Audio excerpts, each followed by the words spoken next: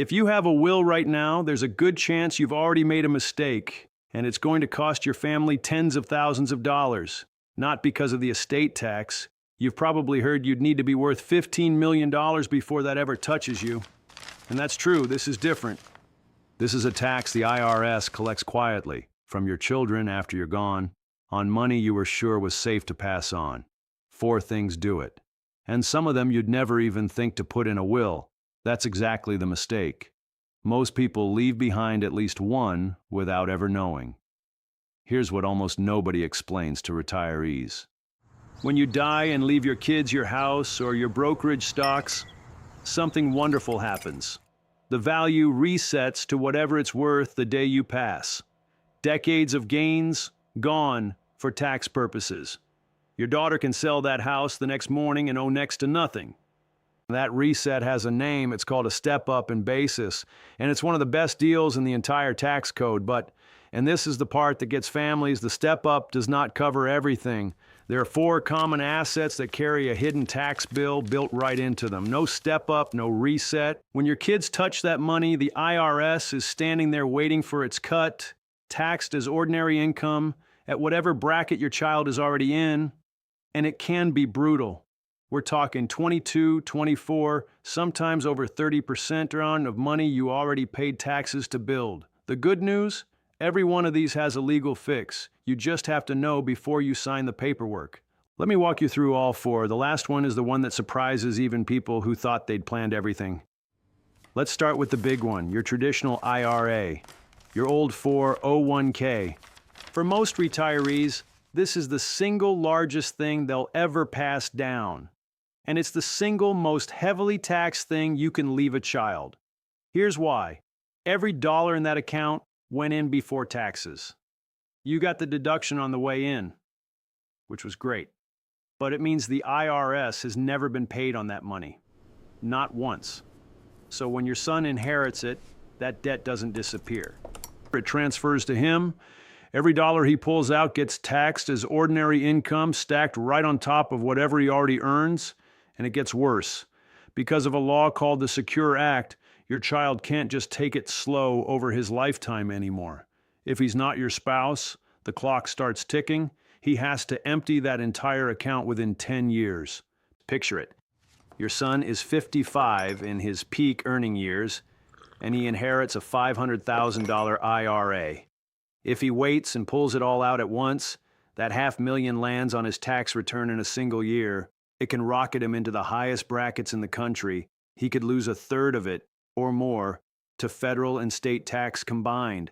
That's not the estate tax, that's income tax, and it's completely avoidable. So what do you do instead? A few things. First, and this is the one people skip, name your children directly as beneficiaries on the account itself. Not my estate, not the will. The account's own beneficiary form. We'll come back to why that matters at the very end, because it's the 4th mistake. Second, while you're still alive, and possibly in a lower bracket than your kids will be, talk to a tax professional about converting some of that traditional money to a Roth, a little each year. You pay the tax now, at your rate. Your kids inherit it tax-free. And third, tell your kids the 10-year rule exists. Tell them to spread it out. $50,000 a year for 10 years keeps most people in a reasonable bracket. One giant withdrawal in year 10 is how families lose the most. Now that first one, a lot of people have at least heard whispers of it. The next one, almost nobody warns you about. And if you bought it in the last 20 years thinking it was the safe choice, you need to hear this. The annuity. So many people your age were sold one of these as the responsible, conservative move. Guaranteed income, safety, and for you while you're alive, it can do exactly that. But an annuity you bought with regular money, not inside an IRA, carries the same trap. It does not get a step up in basis, ever. Here's how it plays out.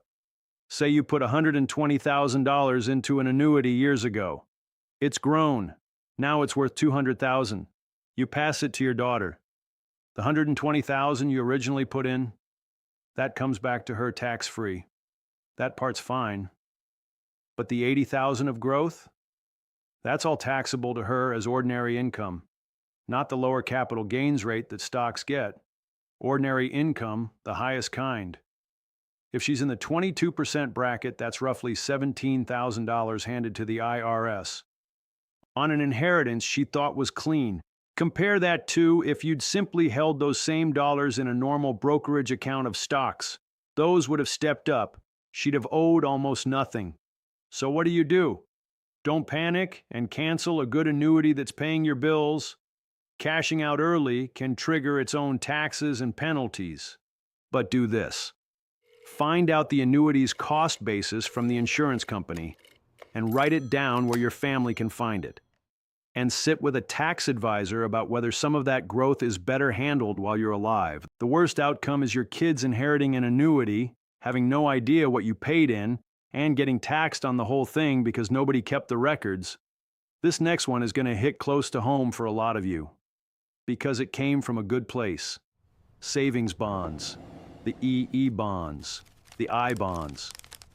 A whole generation bought these for their kids and grandkids, tucked them in a drawer. A gift for the future. Here's the problem. Most people never paid tax on the interest as it built up year after year. Perfectly legal. You're allowed to defer it. But that deferred interest doesn't vanish. When you pass those bonds to your grandchild, all of that accumulated interest becomes taxable as ordinary income to whoever cashes them in.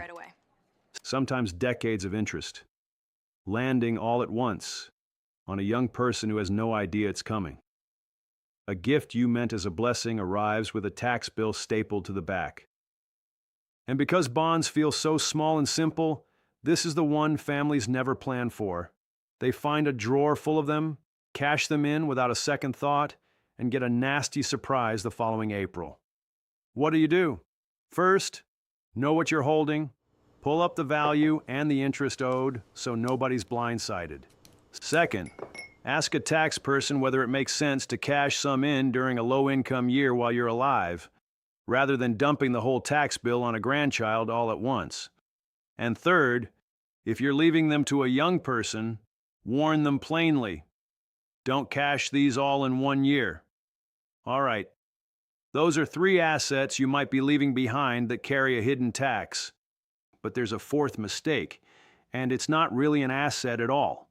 It's a single decision, 1 box on 1 form, and it can quietly wreck everything you just did right on the first 3. Here's the one that even careful planners get wrong.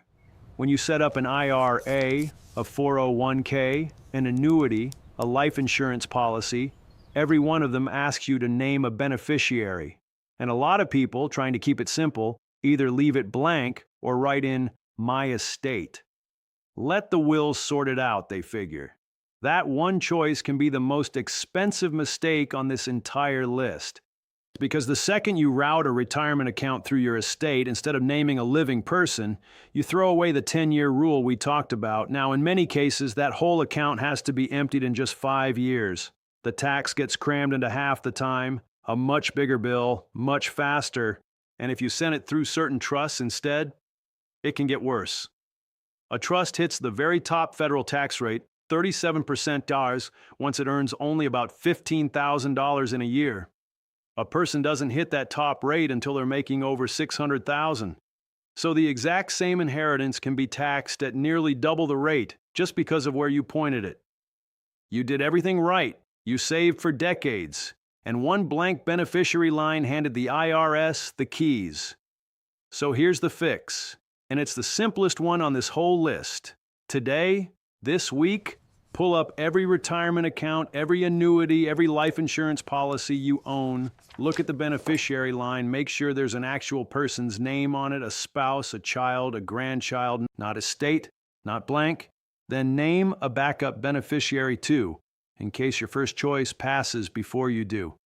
10 minutes, no lawyer required for the basic version. And it can save your family more than the other 3 combined. So let's pull this together, because there's one idea underneath all 4 of these, and once you see it, you'll never look at your will the same way. The estate tax, for almost every family watching this, it's a non-issue. You'd need to be worth $15 million before it ever knocks. The tax that actually reaches into your family's pocket is income tax on the specific assets that don't get that beautiful step up. Your traditional retirement accounts, your non-qualified annuities, your savings bonds, and the beneficiary decisions that control all of them. Your house is probably fine. Your brokerage stocks are probably fine. They step up. It's these four that carry the hidden bill. And here's the part I want you to walk away with because it's the opposite of doom. Every single one of these has a legal fix, a Roth conversion here, a beneficiary form there, a conversation with your kids about spreading withdrawals, good records instead of a mystery drawer. None of it requires being rich. It requires knowing before you finalize things, instead of your family finding out after when the options are gone. That's the difference between leaving your family what you actually saved and leaving them what's left after the IRS takes its share.